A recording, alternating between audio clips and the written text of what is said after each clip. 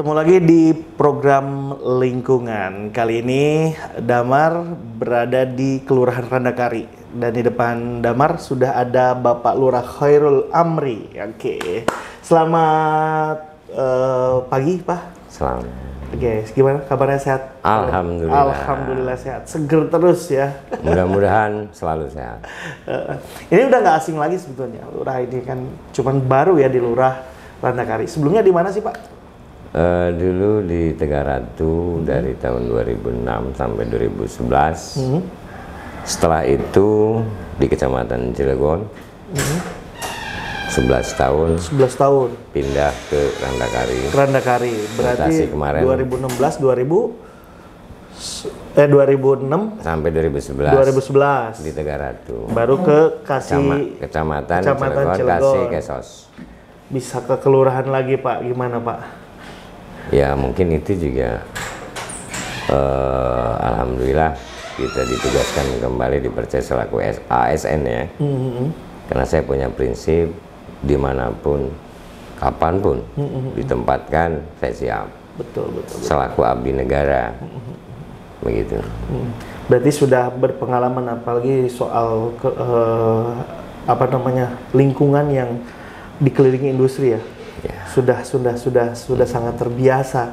Jadi nggak kaget lagi dengan masyarakat industri, karena ada perbedaan pastinya ya. Ketika Pak Lurah ada di Kecamatan Cilegon yang notabene komplek ya di sana ya kan. Nah, pindah lagi ke industri tidak kaget lagi. Oke. Pak Lurah, kemarin ada pemilihan tuh. Pemilihan ketua paguyuban. Gimana Pak Lurah bisa terpilih? Apa karena emang seniornya atau seperti apa nih, Pak Lurah? Ya alhamdulillah tentunya saya terpilih sebagai ketua paguyuban lurah. Tidak dipungkiri rasa senang ada. Alhamdulillah, mudah-mudahan setelah kepemimpinan kami yang tadinya baik, sekarang mudah-mudahan lebih baik. Sehingga kami sepakat dengan teman-teman seluruhnya 43 lurah, moto kita adalah bersatu untuk mewujudkan Cilegon baru yang modern dan bermartabat tentunya. Karena tugas lurah sangat berat. Betul. Berat, tidak ada waktu, kadang malam kita harus ke masyarakat. Karena lurah pekerjaannya mulai dari sajadah sampai haram jadah.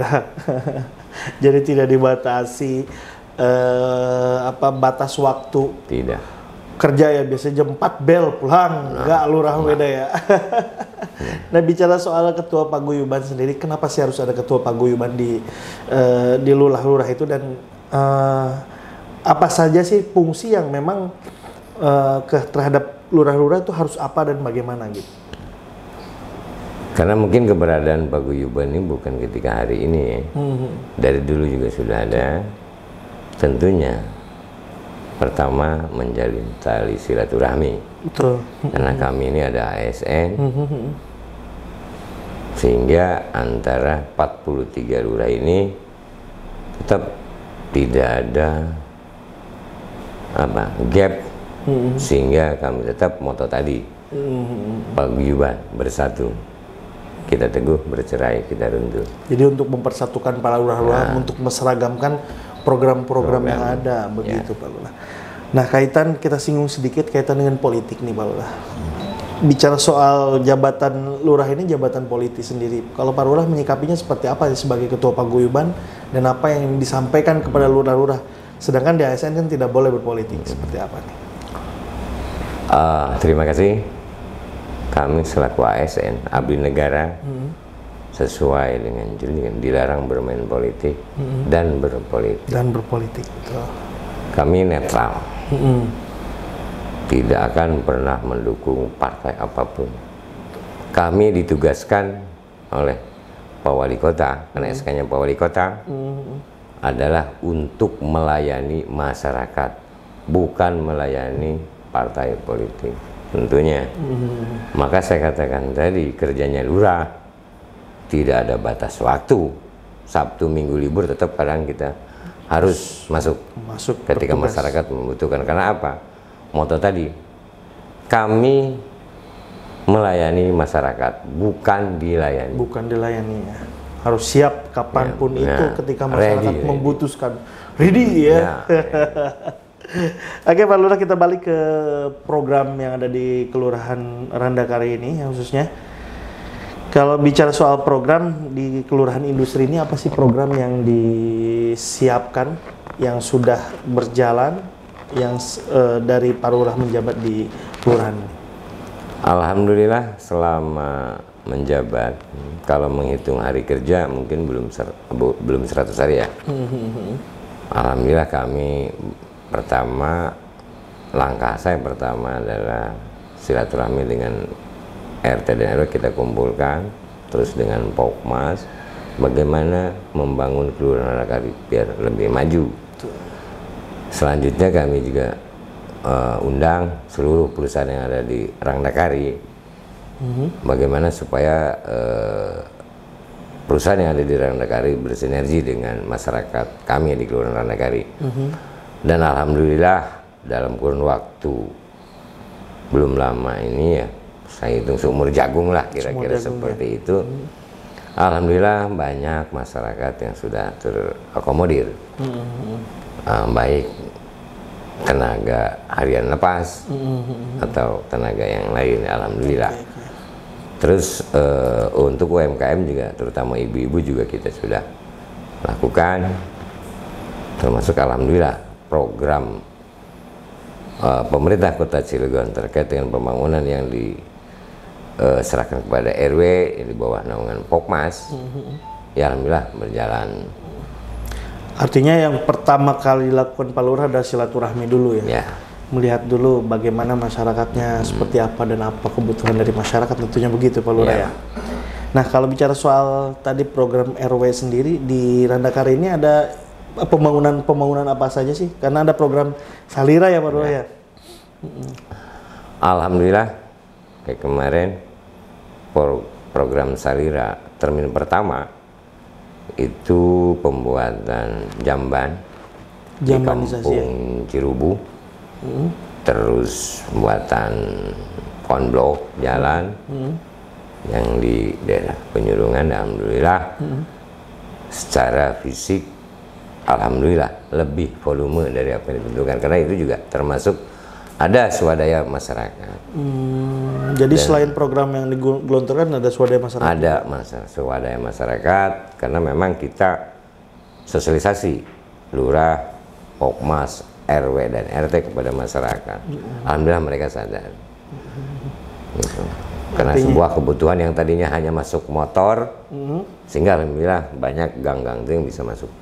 Artinya itu salah satu bukti bahwa masyarakat ini mendukung ya program pemerintah, tidak hanya mendukung, hanya menyuarakan iya, berkata mendukung, tapi ada actionnya, kenyataan di lapangan. Alhamdulillah. Oke, itu bicara soal ada berarti jamanisasi, terus apa lagi nih Pak?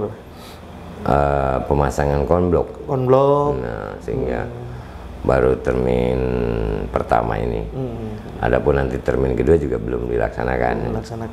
Tapi hasilnya juga alhamdulillah setelah ditinjau dengan kejari segala macam, ya alhamdulillah sangat memuaskan. Sangat memuaskan. Dan mudah-mudahan termin kedua, ketiga lebih memuaskan. Oke.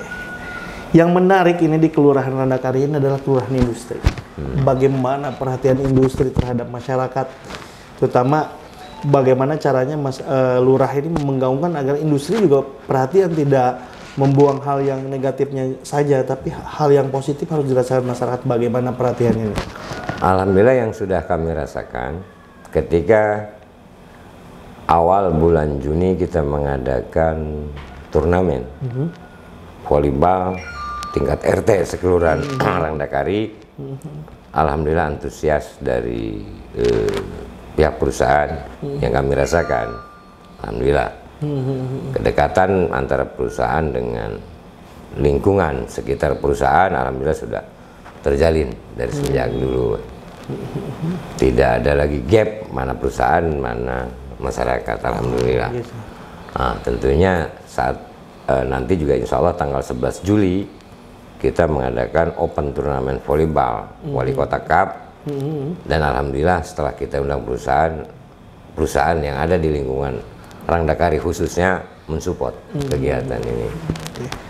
Tapi ada perusahaan-perusahaan yang agak-agak bandel gitu, yang ya kurang atau gimana, atau di sini seperti apa Anda? Alhamdulillah, apa yang pernah kita layangkan surat, mereka datang, mereka alhamdulillah. Karena pada waktu kita undang itu saya kumpulkan juga RT dan RW biar dengar. Saya bicara bahwa alhamdulillah tidak ada yang bandel. Kalaupun ada yang bandel mungkin masyarakat kami juga pasti demo. Oke, responsif ya berarti ya dari ini sendiri. Nah, ini kan baru termin 1 nih, Pak Lurah, kaitan dengan program Salira ini. Apa yang ingin Pak Lurah ingin sampaikan terhadap Pokmas? Karena memang pengerjaan itu harus sesuai juklak dan juknisnya itu sendiri. Apa yang Pak Lurah ingin sampaikan dan apa yang nanti Pak Lurah actionkan terhadap masyarakat untuk memastikan kalau program ini berjalan dengan lancar ke depannya ya, setahun ini khususnya. Alhamdulillah termin 1 karena kita ketua Pokmas, Lurah, RT dan RW itu saling berkomunikasi. Kita sering mengadakan rapat karena pembangunan yang digulirkan oleh pemerintah Kota Cilegon terkait dengan program Salira ini yang tentunya harus diawasi oleh masyarakat, bukan RW-RT saja ya mengawasi, tetapi semua masyarakat.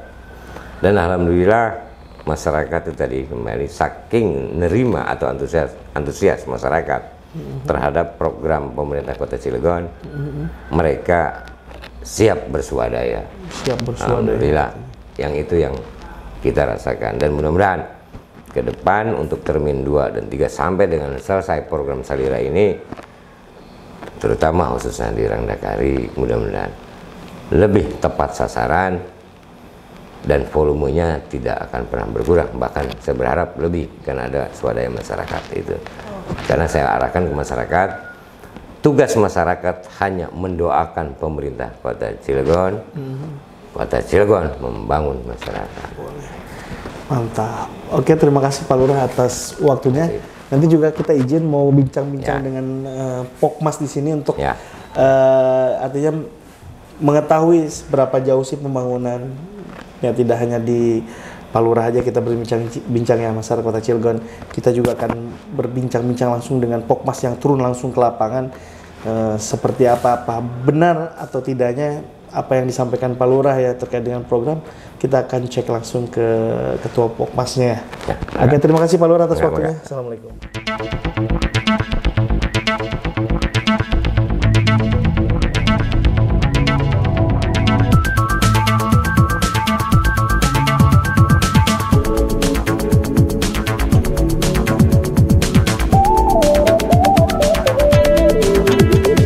Oke, tadi sudah berbincang-bincang dengan Lurah Kelurahan Randakari.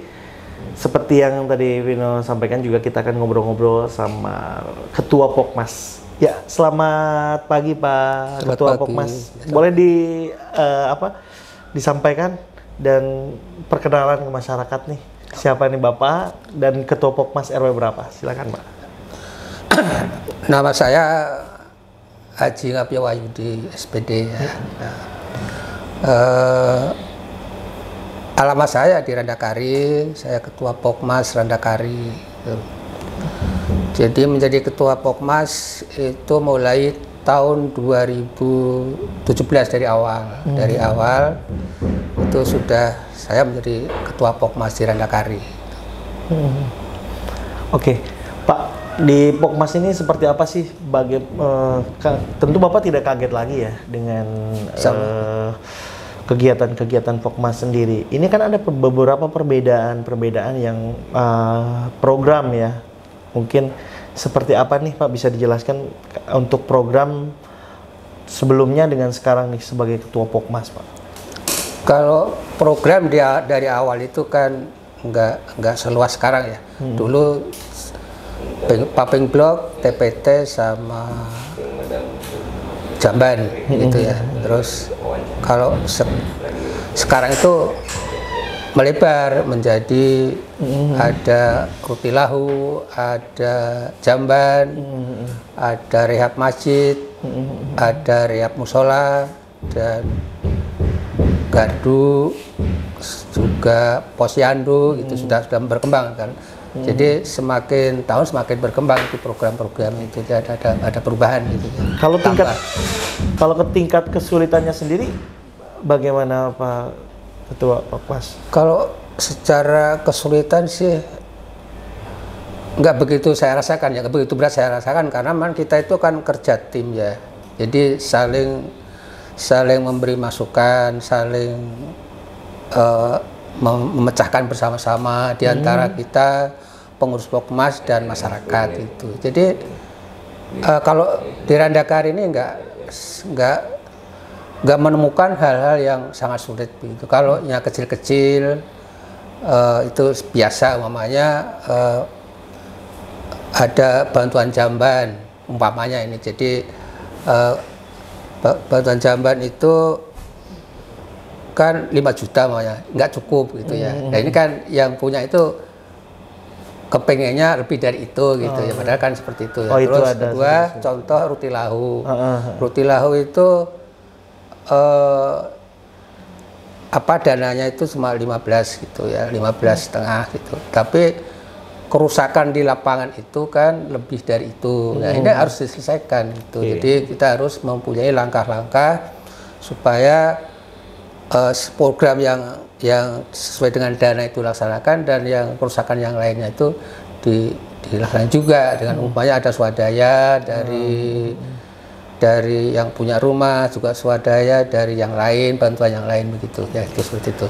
Ini baru Termin 1 Pak ya? Sekarang baru Termin 1. Apa saja yang dibangun nih Pak? Yang Termin 1 yang dibangun Paping itu sepanjang 400 meter di daerah situ ya, di Penyurungan RW 01, terus TPT itu sekitar 400-an juga bibik itu di RT 03 RW 01. Terus itu kalau RT 01, yang RW 02 ini ada Paping, ada TPT, itu juga ada jamban di RW 02 gitu.